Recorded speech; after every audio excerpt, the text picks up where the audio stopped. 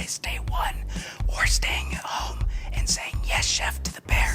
New See It or Skip It now. See it or skip it. See it or skip it.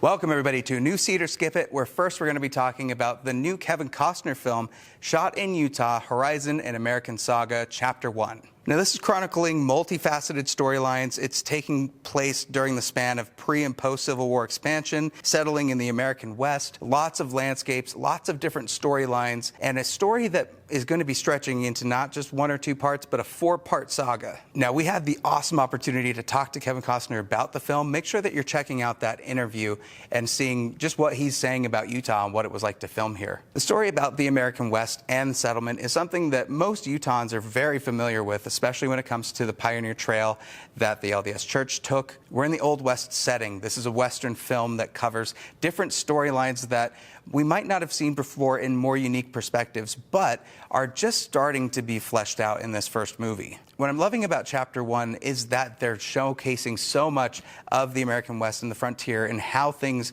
were just so difficult for people living and trying to establish a home in those places. You have outlaws, you have bandits, you have a pioneer trek where everybody has to share the same water. There's so much community-based stuff that if one person isn't pulling their weight, could affect the entire establishment. There's larger scale stories and there's some smaller, more personal stories that I'm excited to see expanded on once they move into Chapter 2. But for Chapter 1, it almost feels like it's tough to even review because we're not seeing a complete story just yet. Now, Kevin Costner is an incredible director. We've seen that with Dances with Wolves, and in this, he's put his own money into the movie, trying to put this up off the ground. I found it interesting how he ended the movie, where it kind of feels like Back to the Future Part 2, where they're giving a montage of what's going to happen in Part 3, in this case, Part 2. And stretching that timeline from pre- and post-Civil War, there's obviously going to be a lot of stuff that they're going to be covering, and I just hope that they continue on with the interesting characters and storylines that they've established here. So overall, Chapter 1 is an impressive start. I wish we got a little bit more with our characters and maybe a little more storylines rounded out for this first episode, and when we go into the next chapter, we get a little bit more. But I'm still willing and excited to go and see Chapter 2 when it's released this year in August. So make sure that you check that out, and I'm going to give this a see it. Next up is Quiet Place Part 1. This is starring Lupita Nyong'o as Samira. She has a pet cat that she brings with her everywhere, and she's battling cancer. While she's going into the city with her group, she decides she desperately needs to get a slice of pizza. But while she's in the city, this big invasion is happening too, causing chaos, the entire city to basically collapse. And you see the tension and horror of what happens as these asteroids are coming in and these aliens are crashing down onto the planet. It happens very quickly to the point where maybe the first 10-15 minutes, we are immediately thrust back into what A Quiet Place was like during the first film in a lot of ways. In the beginning of the film, it says that New York City has a consistent decibel rate of 90, which is the equivalent of a consistent scream. So when that goes quiet, and we're seeing how humanity is reacting and quickly coming to the point where they're realizing, okay, we have to be quiet if we're going to survive, is both fascinating, horrifying, and I wish was expanded on a little bit more. Samira runs into Eric, who's played by Joseph Quinn. Eric just kind of comes out of nowhere and goes along with her to try to get her pizza, basically be together during this crazy situation that's happening, and they'll have to survive together. They start to learn a little more about each other, but will they both end up surviving at the end of the film? This is directed by Michael Sarnowski, who did Pig, one of my favorite films, possibly my favorite Nicolas Cage movie of all time. So I was very excited to hear that he was taking on A Quiet Place. The way he's able to bring humanity and emotion to moments that may not seem like they deserve to have them and flesh it out in a way that feels approachable and human is incredible. And I think he does that really well with this film. There's so little you can do when you're just expressing emotions to each other but not being able to give dialogue, or at least very limited dialogue.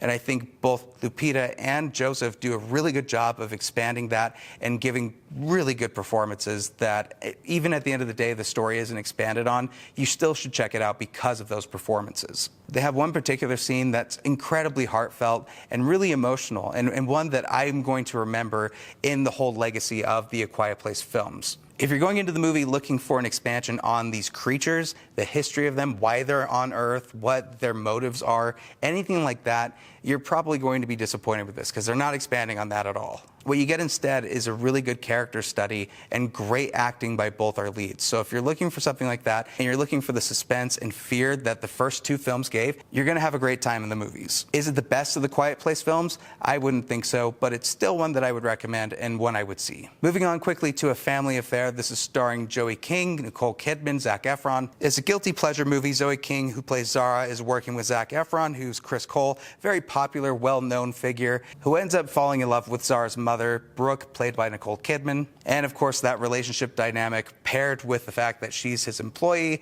and much younger than Nicole Kidman's character brings the drama, makes it more of a rom-com, and Zac Efron really brings the humor in this. Rom-coms are kind of making a comeback in the film industry, maybe just in streaming, so it's not surprising that they wanted to do this. I do think the relationship dynamic between Zac Efron and Nicole Kidman is very strong. They have great chemistry. Don't expect anything crazy or different from the traditional rom-com. This is very by the numbers. It almost feels at times like it dips into a Hallmark movie, but that's not necessarily a bad thing because rom-coms are meant to be a little cheesy, a little tongue-in-cheek. I was pretty entertained with the movie. It's one that you could probably have in the background and still pick up where you left off. So if you end up staying at home and you want to watch something just casually, this is a great film to start. Also playing in theaters is Janet Planet. This is a story centered around Janet Planet through the perspective of her daughter, Lacey, who is 11, who is desperate to get out of summer camp at the beginning of the film. She ends up getting out and is exploring the relationships that her mother is having with 3 different people through the course of this summer.